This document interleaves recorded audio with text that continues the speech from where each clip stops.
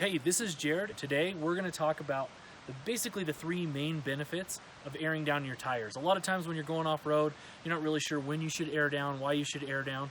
So we're going to talk about a couple of things that are really important. The first thing that you should think about airing down actually doesn't have to do anything with performance. The best part about airing down is it's going to really smooth out your ride, especially if you're going through really rocky terrain or over corrugated or washboardy trails. So what happens there is when you lower down the air pressure, you're essentially given a lot more cushion for your tires.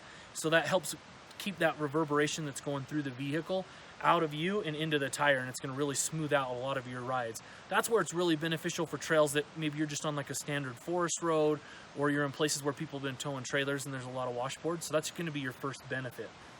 The second key benefit to airing down your tires is actually about performance.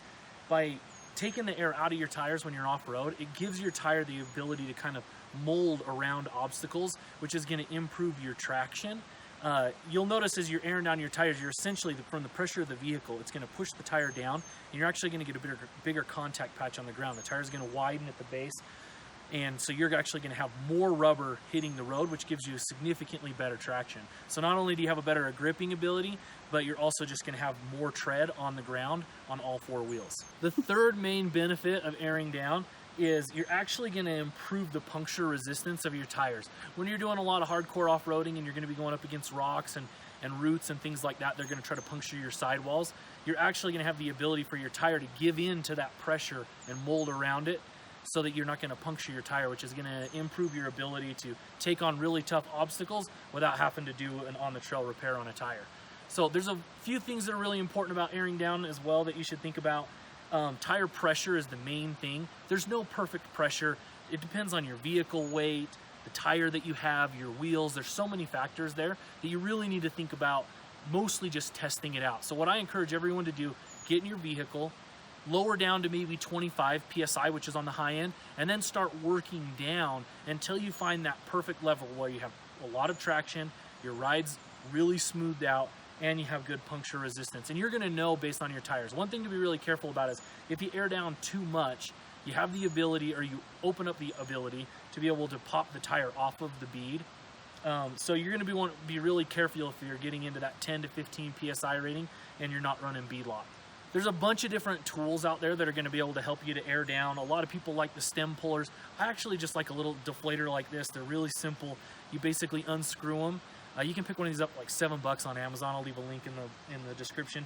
And you basically just screw it on. I usually will screw it on, start letting the air out, work my way around the vehicle. And by the time I get back to that first wheel, it's down to the pressure that I want. Take it off, check the pressure, and move to the next tire. So the reason I like these deflators versus like a stem puller is you remove the risk of actually removing the stem too much or bending it when you're going in and out and tooling around with it.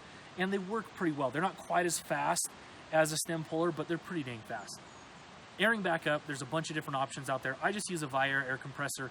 There's tons of different brands. Just read reviews on what you want to get there, but that's one of your main methods that you're going to do. I like that because it's portable. I can take it from vehicle to vehicle and just plug it into the battery. A lot of people are getting into the CO2 setups, and essentially you have a CO2 cartridge.